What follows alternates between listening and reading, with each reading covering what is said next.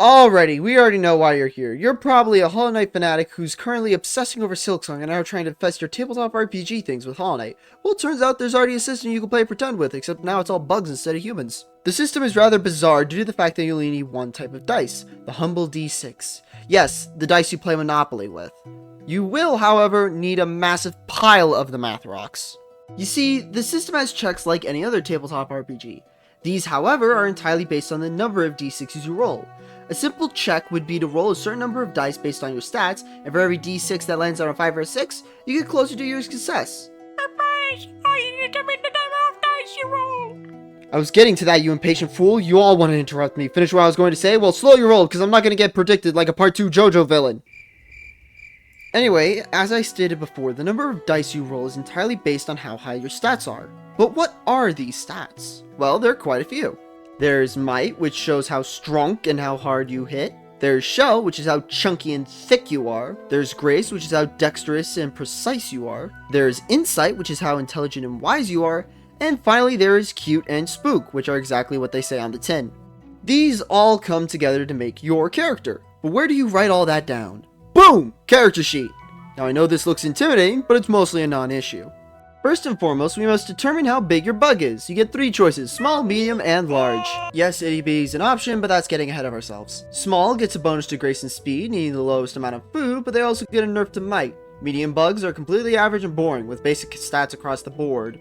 And the big boys get more shell and might with less grace and speed, while also needing to eat significantly more. Also, yes, you heard me right, there are food mechanics in this game. They limit how crazy your bug can get, because guess what? You can craft your own race! After selecting size and punching in the stats, here's a quick cheat sheet, because I know most of you won't bother looking for yourselves. You can choose your traits and make your race. Now there is a huge, and I mean huge list of traits you can choose from. Almost all of them affect gameplay in some way. This is where hunger comes into play. Along with the innate 7-trait limit, not including sub-traits, your max hunger limits how crazy your character can get. Depending on what size you are, you'll have a max hunger, as shown here. Almost every trait in the game adds or reduces hunger by an amount. By having a large number of traits, it increases how hungry you get after every rest, and increases the amount of food your character will need to eat. Meaning unless you want to constantly be scavenging, butcher every bug that seems edible, or spend half your geo and carrying capacity on food, it's a good idea to be aware of how much hunger you rack up. And before you go and try and game the system and get traits that give you something like -10 hunger, the system has a built-in failsafe where you always lose a minimum of 10 hunger every rest. Except for when it doesn't. So it's usually a bad idea to have less than 10 hunger, as it's a waste of potential. A good way of selecting traits would be to try and imagine what your character would look like, and then search for traits that fit that description, not worrying about hunger until the end. Afterwards, you organize them and select the ones you like the most. Remember that flavor always takes priority. Meaning something like a stinger at the end of a prehensile tail can be reflavored into something like a very precise beak.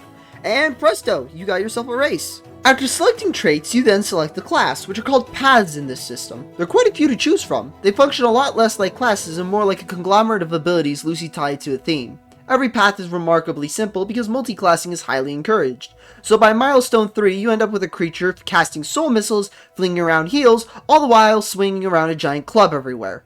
And because I don't have enough patience or Pop-Tarts to explain each one in detail, I'm just going to explain them all here rapid fire. First off are the martial paths, which contain nail, needle, tusk, hook, maw, shell, sling, and flask. Nail. Basic ass sword where you stick onto someone and continue slapping them until they stop moving. Needle. Be the most annoying dex build possible and hit the opponent from 15 feet away. Tusk. Hook. Create so many traps that even Tom would be impressed and then shove the opponent down them. Maw. Shell, you will never take damage again. Sling.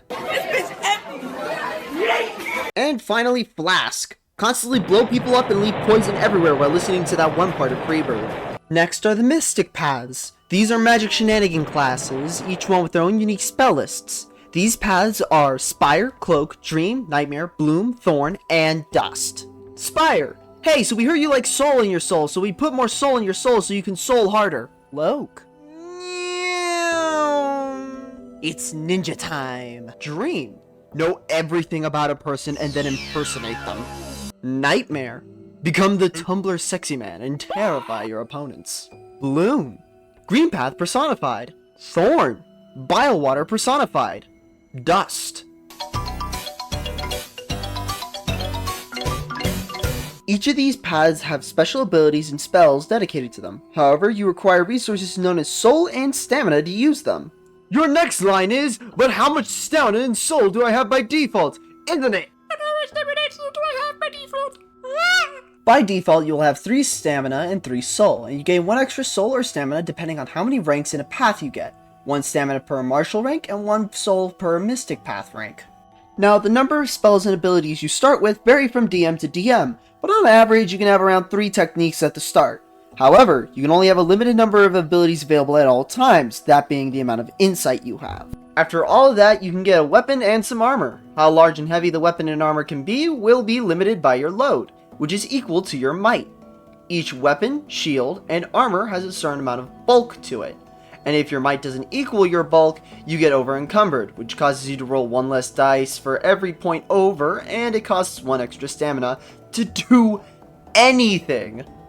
There's also equipment such as tools and sub-weapons, the number of which is limited by your belt, which is just your shell. And finally, for character creation are proficiencies. These are basically skills or jobs your character would have, and thus would get bonus to. For example, your bug may be an architect, so you would gain bonuses to architectural knowledge, building, basic physics, and architectural history.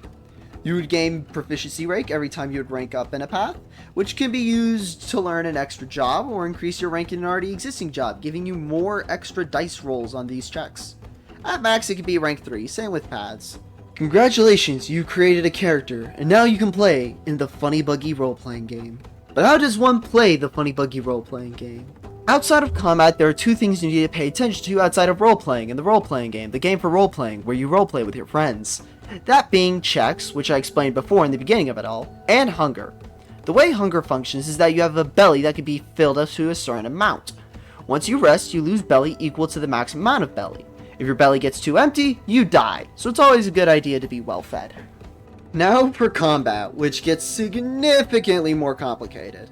First and foremost, you roll initiative. In order to do so, you need to roll your graces d6s. So considering it's you we're talking about, we probably only roll 1.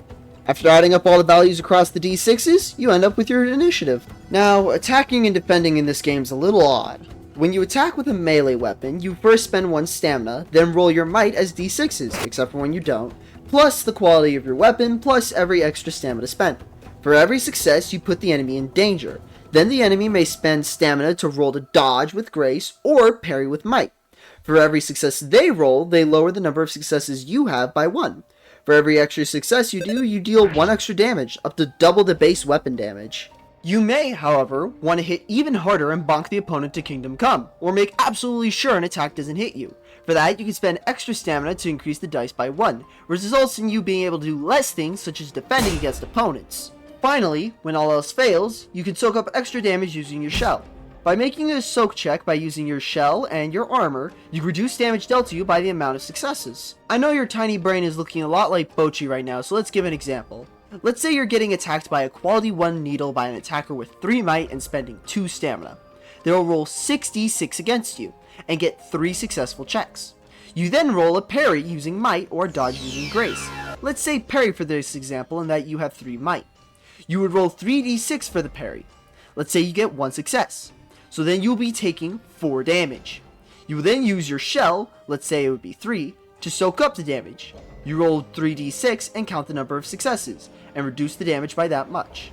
And that was a basic attack. Attacking with spells works fundamentally the same, except you can only dodge them and they use insight instead of might or grace. Finally, for basic movement, you have your speed, which is dictated by your bug size and traits. And now you should be looking like Gorb, the Great Mind, with all the knowledge you've newly obtained. And I just ran out of Lifeblood Pop-Tarts, so I'm ending the video here.